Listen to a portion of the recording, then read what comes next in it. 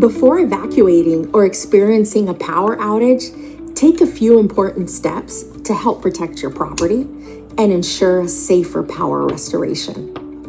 Consider unplugging corded items and turning off power at the main breaker or fuse box, especially if flooding is a risk. This can help prevent damage and reduce electrical hazards. Unplugging appliances also protects them from potential power surges when electricity is restored.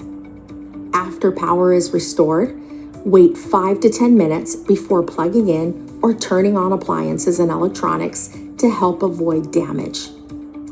Don't plug in appliances that have gotten wet until they can be checked by your electrician or appliance technician and found to be safe. Never ever touch electrical equipment, including fuses, breakers, transformers, or wiring if it's wet or damaged. Also, never handle fuses or breakers with wet hands or while standing on wet ground.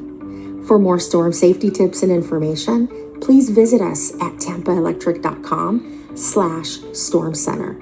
Stay safe.